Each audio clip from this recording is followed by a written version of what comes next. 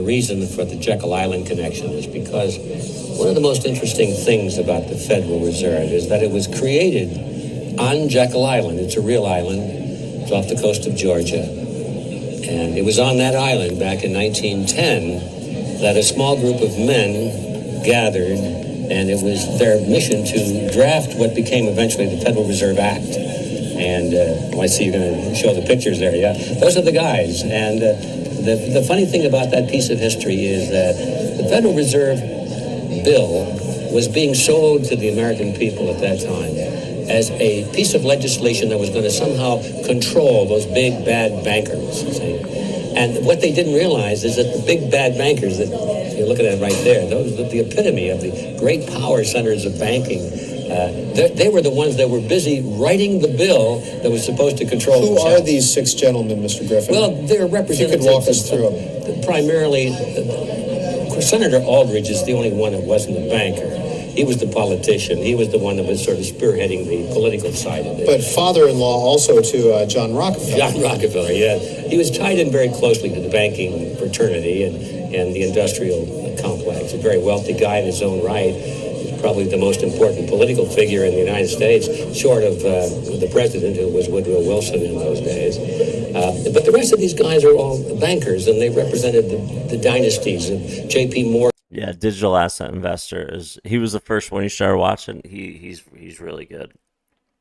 And William and the Rockefeller dynasty, and they had connections to Kuhn Loeb and Company that were there, and that means they were connected to the Rothschilds in England and France, and Max Warburg was there. I mean, Paul Warburg was there, and he had connection to his brother Max, who was the head of the banking, the Warburg Banking Consortium in Germany and the Netherlands. And so what we have is this was an international group here, really, representing international finance. And if there was anything that was the epitome of the big bad bankers of the world, these were the guys. So what happened there is that they knew that there was going to be some kind of a move to control banking. They knew that Congress was going to pass some kind of a law to regulate banking. And so instead of being stupid about it and just sitting back and saying, oh, I hope they don't do too bad, they decided to take the lead. They said, we'll write the bill. We'll make sure that it's to our liking. And so that's what it's all about.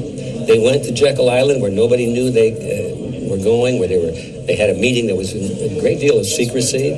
They denied that they went for many years thereafter, you know. But they actually drafted the Federal Reserve Act on Jekyll Island in 1910, and then the next 3 years it took that much time to promote it and get it through Congress. All right, so there's that. But this is the best part, folks. Because this, I want to make sure, I said, is everyone paying attention yet? And this is a quote: "Let me issue and control a nation's money, and I care not who writes the laws." Mayor Amschel Rothschild. Now, make no mistake, folks. Everything you're watching about the SEC versus Ripple and trying to call XRP a security, what you're seeing with Ethereum and the Bitcoin and Ethereum free pass, everything you're watching are power struggles in what will be Federal Reserve 2.0. Make no mistake, this has everything to do with that XRP escrow. And it also has to do, in my opinion, with the guys at Ripple and the guys at Brad Garlinghouse, Chris Larson, and Ripple paying the toll to the powers that be. It has everything to do with these things, folks. But this is a literal financial war that's being waged in this whole thing. Make no mistake about it. What you're about to watch, the first part is that same guy that wrote the creature from Jekyll Island. His name is Edward. Is it C. Edward Griffin? I can't remember. Maybe it's just Edward Griffin. But anyway, he wrote that book. Hey, Rye Guy. Yo, possibly Rye Guy, for sure. It's well worth the read. Go get it. But the second part of this, folks, remember that video I found of Charles Gasparino when he was talking to the guys that were running the Brooklyn Project, which was a consensus project? Remember the clip of him on Fox Business in 2018? It was in May of 2018, the month before the Bill Hinman speech.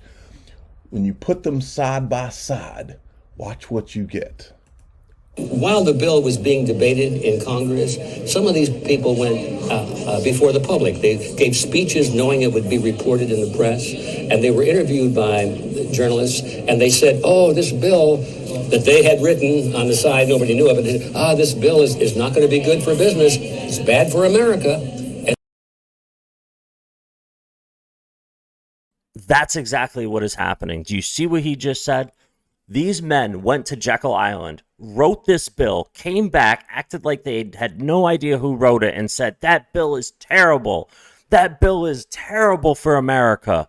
What is happening with the government right now in the SEC?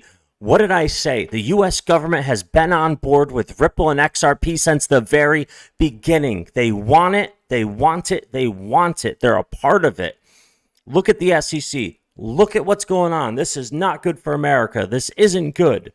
Look what's going on. Goldman Sachs, look at all these people. Oh my God, no, we're never going to be a part of that. They've been a part of it all along. It's happening. This proves it. Ripple and XRP. This proves it. The U.S. government. Why do you think Rosie Rios works for Ripple? Why do you think Treasury employees of the U.S. government work for Ripple? Why? Why do you think that? And they actually did that ploy. And knowing full well that the average guy would read that in the newspaper and say, these big bankers don't like the bill. Must be pretty good, you know? These fellas were... Does that sound familiar, by the way? You're damn right. Does that sound familiar? Think about all the bad things that all these people were saying about crypto for the years. Almost as if they're saying it... Remember, Bitcoin came out in the code. Was written something that made it look, and I do mean made it look like a libertarian movement. They wrote something about the bailouts in the code. And then for the next, I'm telling you, write it down, Bitcoin, they wanted to usher people into Bitcoin. And then for years, this is for bad guys. This is crypto's rat poison, all this stuff. But yet they want it. And they want us using it because they want to know everything we're doing and track everything. Why do you think we're buying and holding this? Because we know it's the future of money. Ladies and gentlemen, I rest my case. I am so happy to be holding XRP, so happy to be holding XLM, because guess what? Jed McCaleb is in on it too with Ripple's XRP. This is a connection as well. That's why I hold both of them, ladies and gentlemen. And I'm very happy that this was put into words in a video that everyone can understand. And I hope you all enjoyed this connection being made. The government has been in on XRP since the beginning. Everything is for a reason. You are all about to be very, very, very rich. Not financial advice, but the proof is right there. Ladies and gentlemen, I'm Jada Blur. I hope to see you guys in tonight's stream. Have a great rest of your Sunday, and let's see what happens tonight in the crypto world. Peace out, everybody.